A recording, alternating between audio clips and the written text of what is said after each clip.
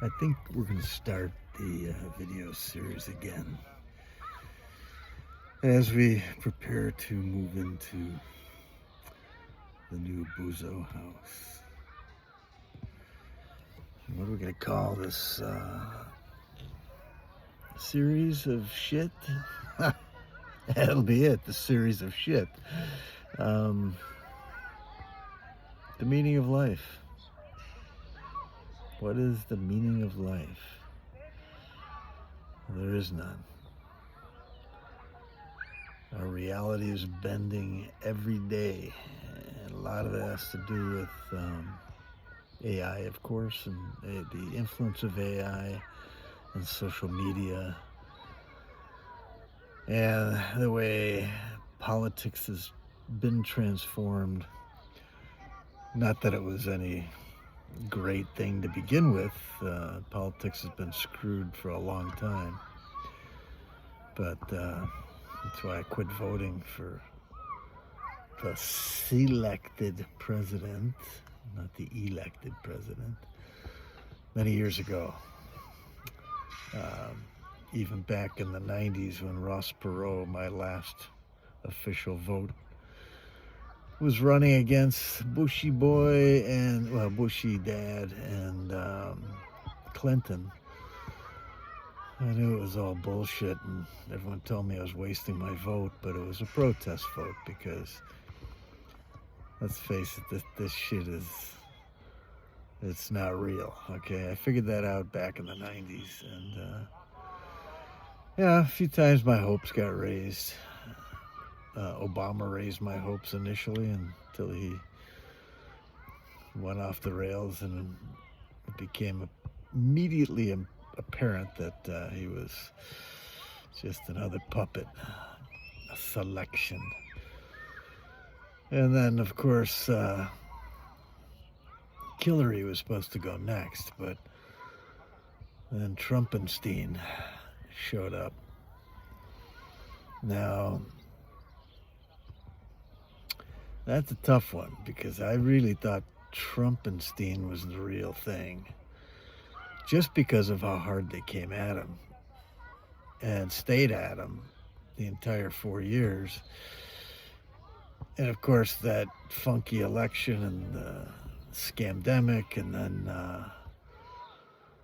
then he came back on the scene and the assassination attempts and blah, blah, blah. And I started to realize once he got in this time, it seemed like he was headed toward, coming through on his campaign promises. But so I still had this glimmer of hope just because of the theater, around him. But that soon caved in and collapsed when he started doing all this funky shit. And no, to my lefty friends, building a fucking ballroom is, come on, that's a distraction. It's all Shakespearean.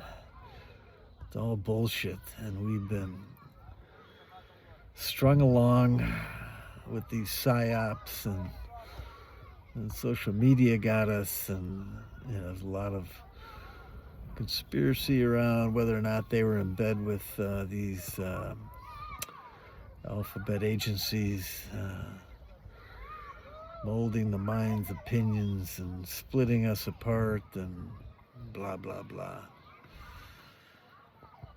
But reality is definitely branched off a few times, so I'm more inclined to lean toward the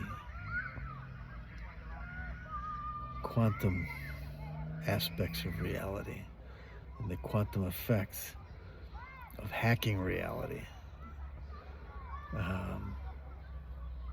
And I think I'm fucking nuts, but I've got proof that I was hacking it. I didn't realize I was hacking it. I thought I was doing some spiritual mumbo jumbo. And then, what was her name? Sarah Byrne, or whatever the hell her name was, that wrote The Secret. I was so pissed because I was going to write about what I was experiencing and what I was accomplishing along those lines. And then I thought, no one's gonna believe me, you know. And I thought it was just gonna be a bunch of malarkey, you know, as far as the general public was concerned. And then everything came out, and I was like, holy guacamole! But like when I took over the Singapore operation, big beautiful operation, and I was bringing all this new spice into it, and so the other managers and directors came to me and they said, how did you get this job? Everybody wanted this job in the whole company. And I said, I manifested it. I hacked my way into the seat. And I didn't know it at the time. I thought they were going to, and they did laugh at me, but I thought they were just going to laugh it off. And turns out that these guys, the two guys that came up and asked me about it, or three guys, they were doing the same thing. I mean, they believed they were going to workshops, and in fact, it was one of those guys that turned me on to the video The Secret. That's when I was like, But I was hacking my way through life, and I'll never forget, I was in Singapore in 2002, and I did a big project, and the finance manager came into the lunchroom or the coffee room as the project was winding down to its end. Said, she says, are you happy to be going home to America? I said, oh, this is my home. I mean, maybe not yet, but it's going to be my home. And she gave me this strange look and kind of laughed uncomfortably and walked out of the break room. And yeah, 4 years later, actually it was less than 4, but I didn't actually physically move because I had to finish a project in Mexico and Texas before so they appointed me at the end of 2005, and in 2006 I officially moved to Singapore. But anyway, and in China, I did a big project in China, the first ever of that nature for our company, the company I was working for. And so the plant manager there asked me, this was 2005, because I was there, I was living there 2004, 2005. He said, so what do you want to do? What do you think you're going to be doing going forward? I said, well, I'd like to take over Singapore. And he laughed heartily at me. This guy was from the UK and had moved operations and got things set up in China before they decided to go with a local plant manager. And he laughed and he said, yeah, right. He goes, every director in the company wants that position. So I chuckled and said, well, you know, you asked me what I want to do, what I think I'm going to be doing. And sure enough, they asked me, the executives of the corporation, and so they made a new position for me, and I was just going to go to Asia, and they're asking me, where do you want to be? In Suzhou, Shanghai, Hong Kong, Singapore. So I thought, maybe I'll go to Singapore. I'd like to live in Singapore. I always said I was going to live there. So they had called me back because my replacement quit in the middle of another Mexico project. So they called me back and asked me to finish that project. So I went back, and I was just finishing up in China anyway, in Suzhou and Shanghai. And when I was down in Mexico for one of my workshops that I was conducting there, they asked me, my boss called me and said, hey, maybe I was in Dallas at the time. But anyway, she said, hey, when are you going to be back to Chicago?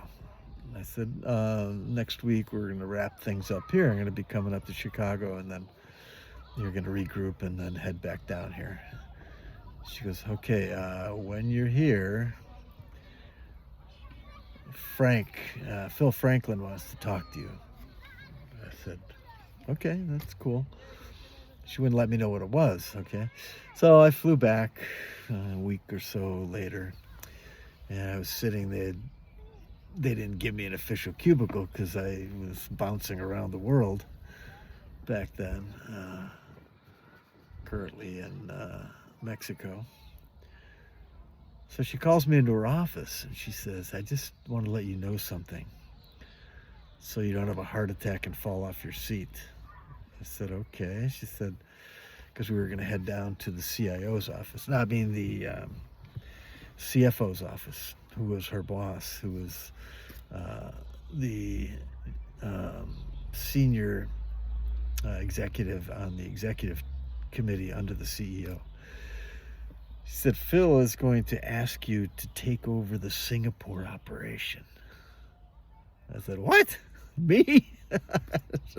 I'm a project director, manager, And she goes, yeah, well, a lot of the executive team, they like what you've done around the world and they think the world of you and they think that it would be great to have someone like you go in and lead this diverse group of managers and directors in Asia. It was at that time, Singapore was the hub of the Far East Asia world of the company I worked for, the multinational corporation. I thought, oh shit, you're right. I would have fallen off my seat if I went in. So anyway,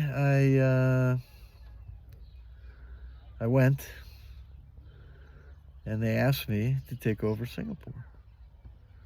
So I said, well, there's a lot of qualified guys. Why me?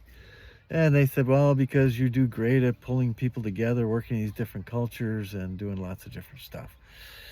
So I said, okay, I'll go.